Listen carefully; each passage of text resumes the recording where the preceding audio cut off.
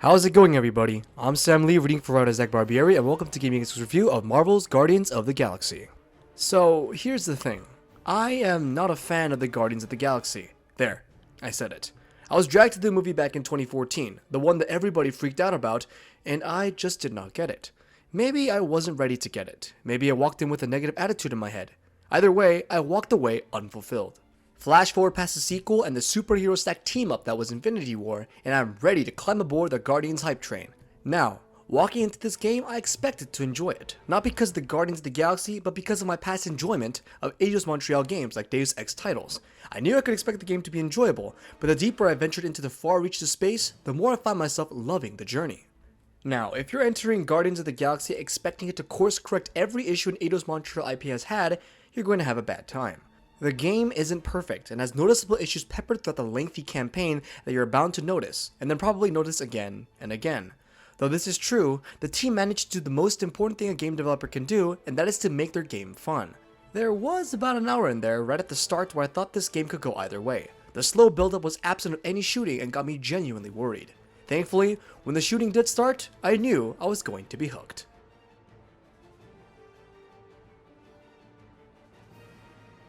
Guardians of the Galaxy should serve both as an easy entry point for players unfamiliar with the characters, and as a fresh experience for players that rode to hell and back with them in the MCU or comics. However, in this case, the game draws far more inspiration from the James Gunn film series, which makes sense given the team's status being firm as a B team in the comics until the films introduced them to a wider audience. Since then, the team has seen members come and go, but have usually had the same initial roster. These include the lovable Flora Colossus Groot, who can only communicate by saying, "I am Groot," though this one sentence can convey a wide range of emotions and thoughts. The only member of the team that can understand him is his longtime friend and business partner, Rocket Raccoon, who is a raccoon thing, and I assume he has a rocket of some kind. Since no team of misfits is complete without a lovable man wanted for serial murder, true story, Drax the Destroyer is an essential addition. You also have the adopted daughter of Thanos, Gamora, though this plot point factored far more into the movies than it will in the original story that the game is set within. Finally, you have the de facto leader of the team, not to mention the sole playable character, Star-Lord, aka Peter Quill. If you're thinking you heard that last part incorrectly, I promise you that you didn't. While the other characters appear in the story, share banter, and contribute in combat, the only character that the player will control is Star-Lord, and it works out far better than you might think. Make no mistake that while this game is about a group known as the Guardians of the Galaxy, it also serves as a narrative exploration of Peter Quill as a character. Once again, we are treated to his backstory within the game, something that has remained relatively unchanged except for the presentation of events, while we also see him bumming around the galaxy trying to make a credit or two. Throughout the story, we are also given several moments where the player can respond to dialogue with multiple options that will help endear Peter to the people around him or make them hate his guts, all of which help the player feel connected to the character and his journey. And of course, some of these choices will return in bigger ways down the line, which is one element of the story that both shocked and delighted me. The system had a well-crafted implementation, giving a certain weight to particular decisions. All of that is put forth before a story that could have been ripped straight out of the comic pages. We start with our group, a newly formed team of Guardians, as they take on some odd jobs in an attempt to gain some much-needed cash. To accomplish this, they do what they do best, bend the rules, and make up excuses to that end. They fly into a quarantine zone to find a beast to sell to a certain collector, and this is the first area we get to experience in the story. Of course, since the Guardians of the Galaxy tend to operate in a gray area, this minor violation of international space law, or whatever it's called, has far-reaching consequences for the rather long story. For myself, I found out I was about 15 hours in and still yet to beat it. While the story is linear in its presentation, it most certainly does not see our heroes follow a straight line. The constant need to run around the galaxy to solve problems that Star-Lord himself brought on his crew seems, at least from what I know, pretty on-brand for the crew. This works even if there are times you want the game to get on with it. Oh, and how can we forget the dialogue that will keep you entertained throughout the entire story run? The banter works extremely well, taking cues from the Square Enix game Final Fantasy XV. Guardians of the Galaxy is all about the interconnected relationships of the crew, and much of that dialogue is presented in-game as opposed to cutscenes. And while the cutscenes not only look great but help to push the character and story arcs forward, the real relationships are presented as characters scream at each other in the heat of battle, or have discussions as they wander the field. However, there are some pros and cons to this feature. While it is definitely enjoyable to listen to Gamora and Drax argue, or Rocket spout out condescending comments to Star-Lord, the dialogue almost never stops, giving very little downtime to just explore. Star-Lord will also be greeted with similar comments made if you travel off the path looking for collectibles. There were also several moments on the Milano, which is their ship, where I also experienced 3 conversations at once, making it hard to focus on one and causing the other to become slightly glitchy. In the field, multiple conversations rarely happen, but they can occur there as well. The best part though is that while there are some comments that can repeat, most of the conversations are unique to locations and situations. For instance, in several battles, long-winded arguments occurred while battling enemies where the characters specifically call out the enemies in question as they attempt to figure out their weaknesses. On other occasions, such as a boss battle against 2 bounty hunters, Star-Lord and the others share plenty of enjoyable banter. So much so that I thought I was going to lose the fight thanks to how engaged I was in the dialogue. The point is, it's not just the Guardians that manage to have great banter, but the whole galaxy as well. This is where the dialogue choices will come into play, since Star-Lord has the opportunity to interject his views on several conversations. On the other hand, he does not have to do so, which can also lead to some interesting conversations. If there is one criticism I have for this feature, it's the occasional moments where it gets in its own way. During exploration, when taking on major traversal moments, it can pop up, and in these cases, player input can be a bit tedious. In some other points of the game, I was given these options right as, say, a floor gave out, causing the dialogue to immediately stop. On the whole, conversations and banter have a habit of getting cut off part way, as you hit start of the next exploration segment. As stated above, there's a lot of dialogue anchoring the Guardians of the Galaxy experience. The game would fall heavily with a less enjoyable voice cast than the one assembled, and most of this cast was pulled straight from television to do just that. John McLaren, primarily a television actor, leads his cast as Star-Lord and thankfully manages to nail his vibe quite well. I imagine it will be hard for fans to see him as their Star-Lord over Chris Pratt, but he definitely deserves praise for his performance. Gamora is voiced by Kimberly Sue Murray, who manages to give the deadliest woman in the galaxy both an attitude and a vulnerability that insinuates her quieter moments and her ass-kicking ones. Alex Weiner, who voiced Rocket, had previously worked with Eidos Montreal on the Deus Ex series and delivers a Rocket that mostly sticks to what fans are used to. While I should not go into specifics here, later moments involving Rocket make Eidos' version of him rewarding and his voice work memorable. Jason Cavalier voices Drax, the super little and super strong warrior / serial murderer. Unfortunately, he had to compete with Dave Bautista, who nailed the role in the film and was the one thing I remembered loving in them. He carries the character well, but Eidos Montreal didn't manage to make the character's facial animations pop in key moments. And finally, we get Robert Montcalm saying "I am Groot" as many times and in as many ways as he can. As pointed out with Drax, facial animations can be lacking from time to time, a common issue with Eidos Montreal games. While Star-Lord nails most emotions, the other characters tend not to. In the cases of Rocket and Groot, this will be less of an issue as they have non-human faces, therefore are not under the same scrutiny. Drax and Gamora, as well as a litany of supporting characters, struggle in this department. Walking into this game as a Deus Ex fan, I have learned to live with this issue, but it can be jarring from time to time. That being said, some supporting characters actually manage to have a very engaging emotional range, so it makes this disparity awkward. Beyond that, there's also some movement jankiness to contend with. Several characters have awkward jumps to position themselves for the upcoming cutscene. Similarly, in combat, my character often clipped between rocks or a wall, becoming stuck for a few seconds before the game reset me back into combat. Thankfully, the game was so enjoyable, and perhaps because I entered assuming this might be the case, I was able to look past these issues, but at the same time, it's hard to give them a free pass. Ever since Guardians of the Galaxy Awesome Mix Volume 1 was released alongside the first film in 2014, it's impossible to discuss the franchise without talking about the soundtrack. Since the canon Peter was taken to space in the 80s, or at least the new canon, the game throws a mix of bands of the era into the story. One of the most interesting bands is actually the fictitious band known as Star-Lord, acting as an inspiration for Peter Quill's alter ego in this universe. Steve Shevchenko and Johan Bodro worked with the Eidos Montreal to create this, I assume, hair metal band, which has several pretty enjoyable songs to listen to. Other artists featured are Tears for Fears, Bonnie Tyler, Billy Idol, and more. While these songs exist for players to listen to, they're also used consistently in cutscenes to awesome effect. Better yet, the characters often have scenes in which they begin singing the song, and these moments are always fun.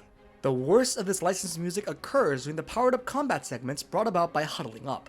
After doing this, Star-Lord will pop a song on his tape deck to pump up the party. While that might be the intention, and while I loved Everybody Wants to Rule the World, it and many other songs had the opposite effect mid-combat. Combat is very fast-paced with fantastic flow, so many of these songs feel like they take you straight out of that mentality, which is a sin considering the heavyweights of Eddie's rock they have. On the other hand, White Wedding definitely did it for me.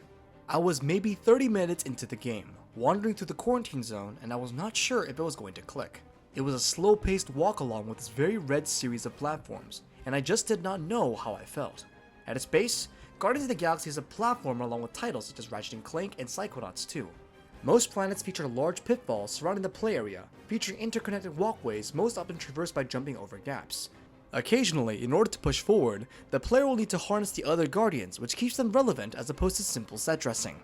Two early examples of this include Groot being able to use his vines to create bridges over drops, and Gamora being able to cut through certain barricades. These actions require player input, which I thought would grow to annoy the hell out of me, but ultimately I found it so well implemented that I never once had an issue with it.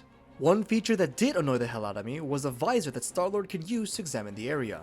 With it, he can find interactable environments that he can command allies to interact with, as well as things that help progress. The biggest issue was that it happens to be on the thumbstick opposite the other thumbstick that lets you use Peter's combat abilities. Suffice it to say, I constantly put myself in visor mode in the heat of battle, and since exiting it turned out to be a finicky experience, I found myself fighting it instead of the enemies. Second, and this is a big one, while it fits Star-Lord as a character, the visor never seemed needed.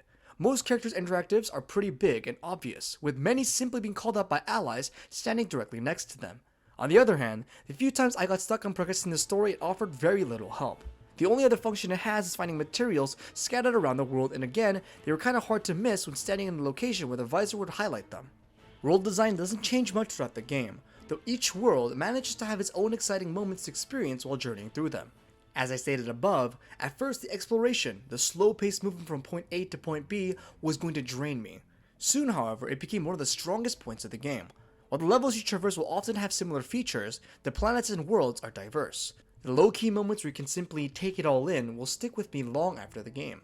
It also manages to keep this diversity and mix the outdoor-indoor set pieces long into the late hours of the game, and I love that. This is something that many a video game has had an issue with, devolving into a formulaic, easy design that bores. In actuality, I don't think there was a single world or area I didn't love, though Nowhere stands as one of my favorites. Combat is designed as an arena-style, extremely frantic bullet hell in which the player enters a closed-off, finite space to battle. Similar to the rest of the game, you only control Star-Lord as he fires 2 blasters at the enemies. Due to him being a shooting character, combat can often occur at a longer range, but the game compensates for this by dealing higher damage numbers the closer you are to an enemy. This creates a certain reward for fighting at a closer range, along with a useful melee attack that can deal some decent damage in addition to the firepower. Combat is continuous and fast, as Star-Lord quickly dashes around the arena and dodges attacks. These maneuvers never slow down a steady onslaught of bullets, only halting when Star-Lord's guns need to cool down.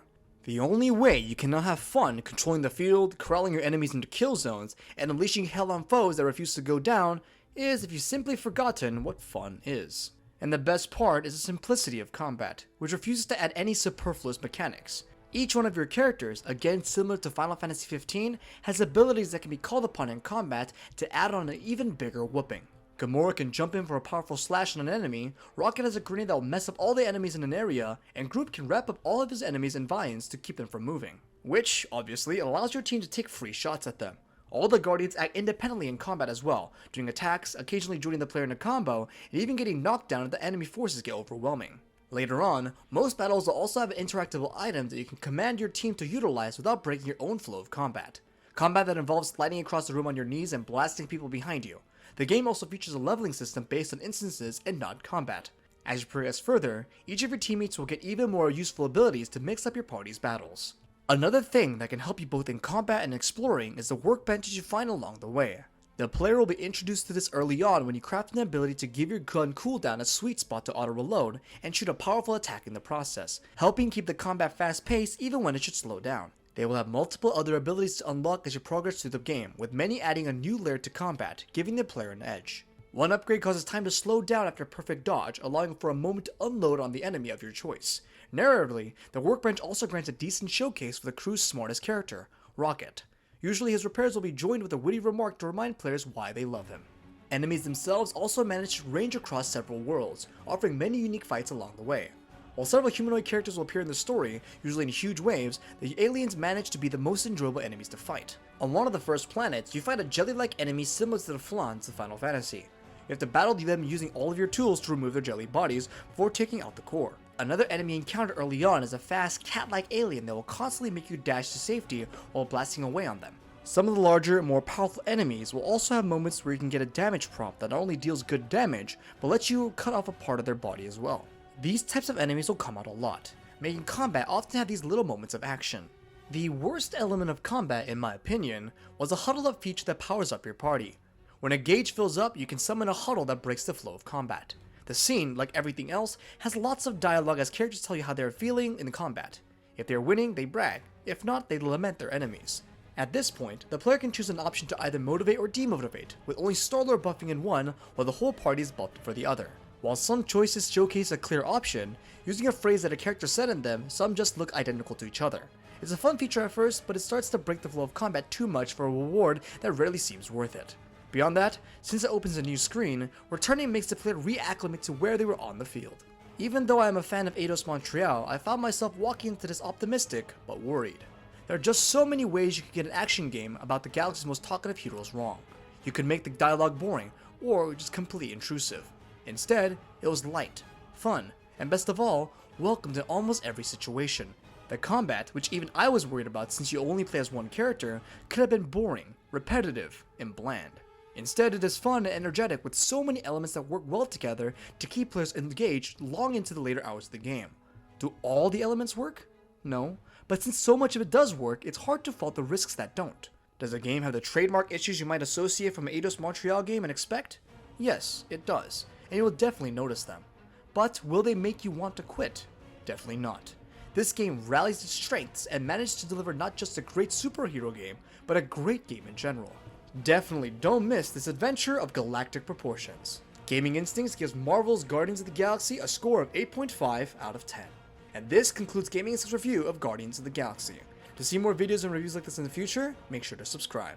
Thanks for watching, this has been Sam Lee, and until next time.